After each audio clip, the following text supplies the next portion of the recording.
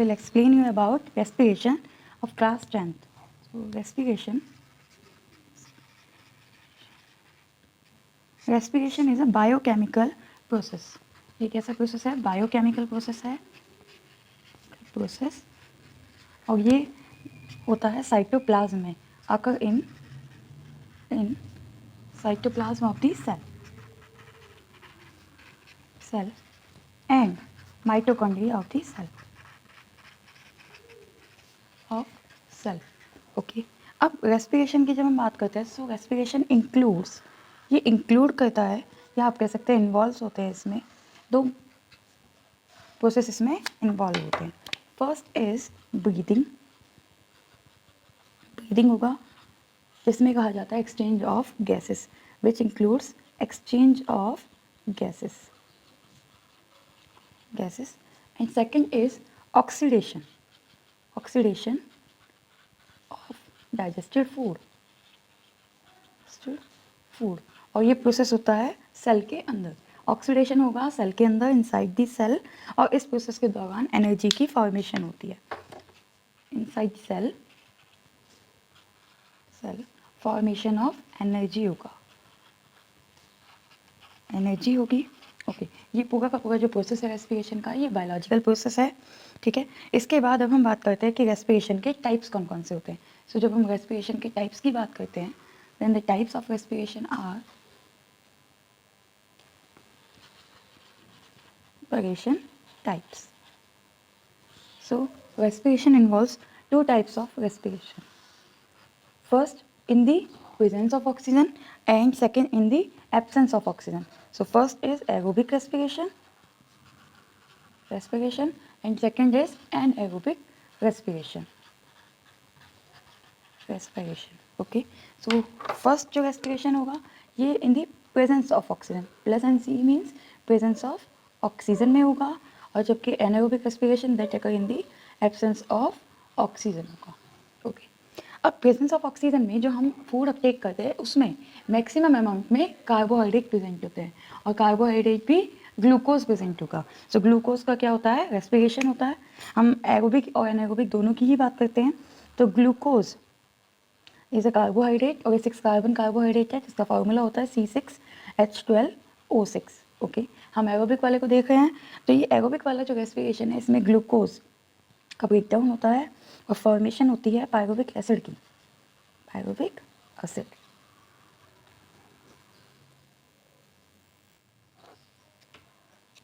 अभी pyruvic acid के 1 glucose molecule से 2 पायरुविक एसिड के मॉलिक्यूल्स की फॉर्मेशन होती है, और ये प्रोसेस कहलाता है glycolysis. This process is known as glycolysis. साथ ही साथ यहाँ पर ये जो प्रोसेस होता है, ये होता है सेल के साइटोप्लाज्म में, the cytoplasm of the cell. और साइटोप्लाज्म में वाटर ऑलरेडी प्रेजेंट होता है in the presence of water. ग्लाइको आया है ग्लूकोज से, लाइसिस आया है ब्रेकडाउन से. तो ग्लूकोज का ब्रेकडाउन होगा और ये सेल के साइटोप्लाज्म में होगा, और इस प्रोसेस में 2 ATP की फॉर्मेशन होती है. हम ATP की बात करते हैं जो एनर्जी करेंसी कहलाता है. ठीक है, ये हुआ एरोबिक रेस्पिरेशन. अब इसके बाद ये पायरुविक एसिड एंटर करता है माइटोकॉन्ड्रिया में. ये एंटर करता है माइटोकॉन्ड्रिया के मैट्रिक्स में, और वहाँ माइटोकॉन्ड्रिया के मैट्रिक्स में ये एंटर करता है एक साइक्लिक प्रोसेस में, जिसका नाम होता है Krebs cycle. This is known as Krebs cycle. Krebs एक साइंटिस्ट थे जिन्होंने इस साइकिल के बारे में इंफॉर्मेशन दी थी, इसीलिए इसको कहा जाता है क्रेब्स साइकिल. और TCA इसलिए कहा जाता है ट्राई कार्बोक्सिलिक एसिड साइकिल. और इस प्रोसेस के दौरान कार्बन डाइऑक्साइड की फॉर्मेशन होती है, वाटर बनता है, और साथ ही साथ कुछ एनर्जी लिबरेट होती है. ठीक है, ये प्रोसेस होता है माइटोकॉन्ड्रिया के मैट्रिक्स में, side the matrix of the mitochondria.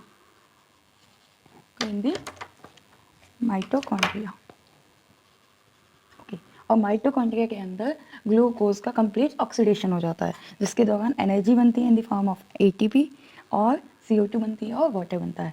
ये कहलाएगा एरोबिक रेस्पिरेशन, जिसमें ऑक्सीजन प्रेजेंट होती है साइड दी माइटोकॉन्ड्रिया. अब हम बात करते हैं एनाएरोबिक रेस्पिरेशन की. सो एनाएरोबिक रेस्पिरेशन होता है in the absence of oxygen. ये होगा in the absence of oxygen होगा. इसमें भी ग्लूकोज का ब्रेकडाउन होगा सेल के साइटोप्लाज्म में.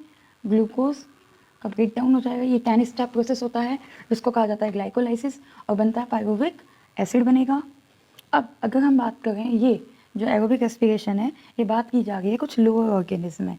For example in east, east की जब हम बात करते हैं तो ईस्ट के पास माइटोकॉन्ड्रिया प्रेजेंट नहीं होता, वहाँ पर ग्लूकोज से पायरुविक एसिड बनता है by the process of glycolysis, और ये होता है ऑक्सीजन की एब्सेंस में, ऑक्सीजन प्रेजेंट नहीं होती।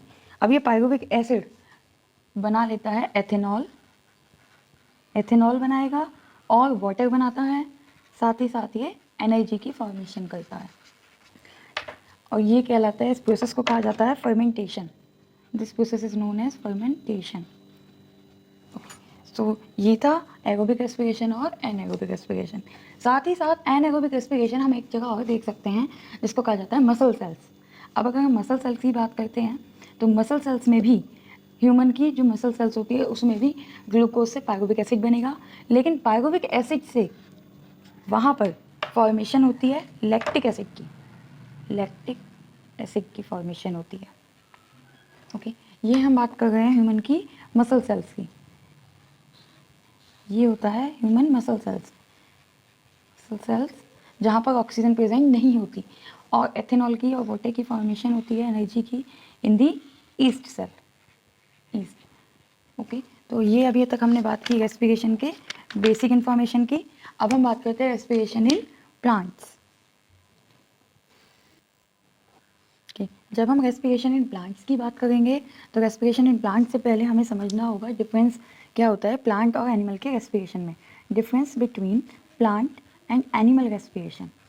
अब एनिमल और प्लांट के रेस्पिरेशन में जो डिफरेंस होता है उसमें सबसे फर्स्ट पॉइंट आता है, जितने भी प्लांट के पार्ट्स होते हैं वो अलग अलग रेस्पिरेशन करते हैं, जबकि एनिमल्स में एक ही ऑर्गन होता है जो रेस्पिरेशन का काम करता है, मीन्स गैसेस एक्सचेंज करता है। फॉर एग्जाम्पल ह्यूमन बींग्स में लंग्स गैसियस एक्सचेंज का काम करते हैं, जबकि प्लांट्स में रूट, शूट, स्टेम, लीव्स सब में रेस्पिरेशन होगा। तो प्लांट्स में all parts of plants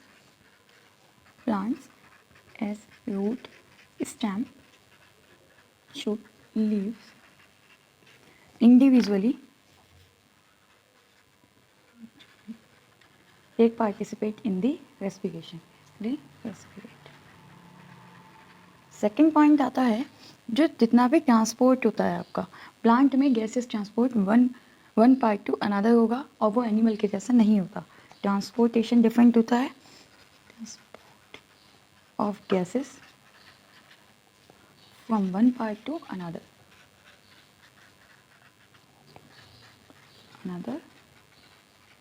is different. Third point की जब हम बात करते हैं रेस्पिरेशन, प्लांट में जो रेस्पिरेशन होता है ये स्लोअर रेट से होता है। Plant respiration occur with slower rate, इसकी रेट कम होती है as compare to animal respiration.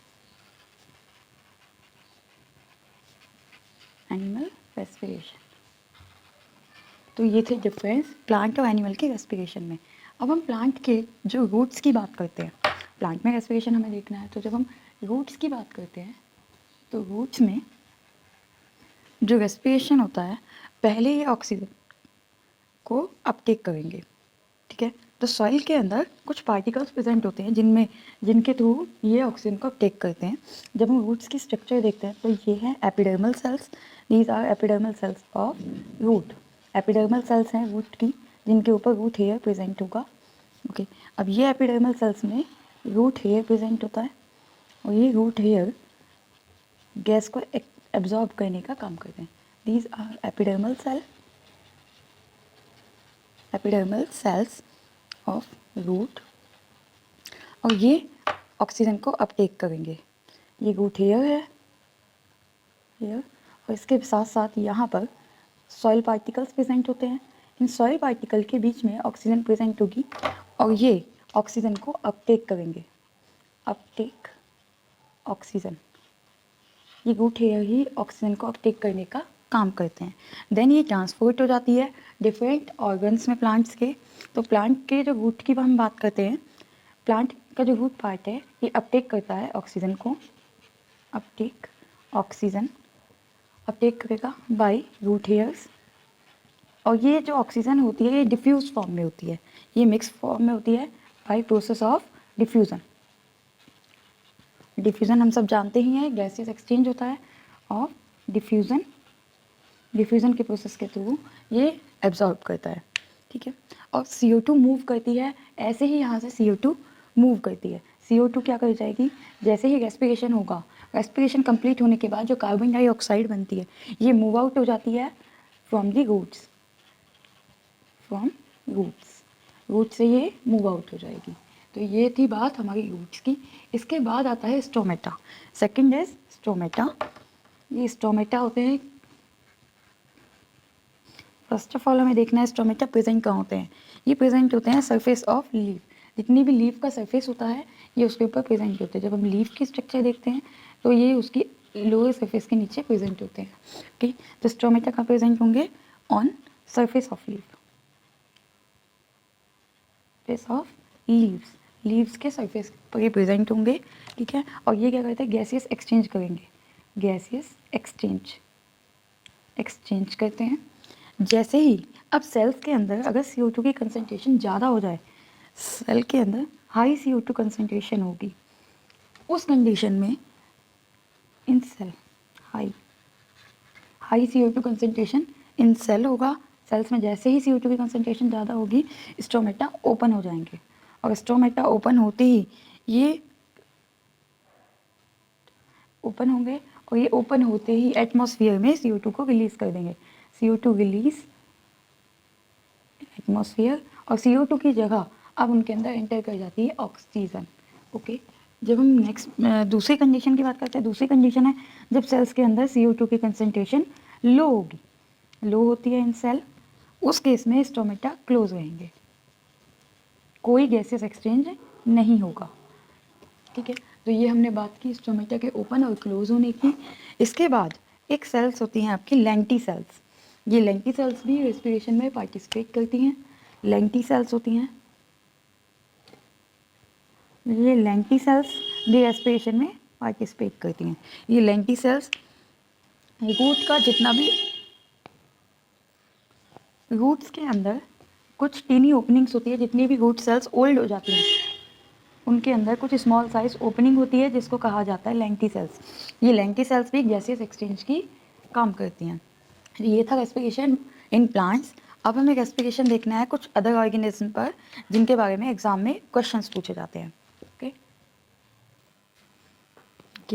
अब हम रेस्पिरेटरी ऑर्गन्स और एनिमल्स की बात करते हैं। तो रेस्पिरेटरी ऑर्गन में लंग्स आते हैं, लंग्स प्रेजेंट होते हैं ह्यूमन में, फ्रॉग, बर्ड्स और लिजार्ड। नेक्स्ट स्किन के थ्रू रेस्पिरेशन होता है अर्थवॉर्म में। एयर ट्यूब्स और ट्रैकिया सिस्टम प्रेजेंट होता है इंसेक्ट्स में। Mouth intake of water oxygen होता है, ये फिशेस में होगा, फिश डिजॉल्व ऑक्सीजन को एब्जॉर्ब करती है बाय द माउथ, अपटेक करेगी, और गिल्स के थ्रू कार्बन डाइऑक्साइड को रिलीज कर देती है वाटर में। नेक्स्ट 5th नंबर पर आता है सेल मेम्ब्रेन। मेम्ब्रेन के थ्रू प्लेनेरिया और अमीबा में ये स्किन के थ्रू, सेल मेम्ब्रेन के थ्रू रेस्पिरेशन और गैसेस एक्सचेंज करते हैं।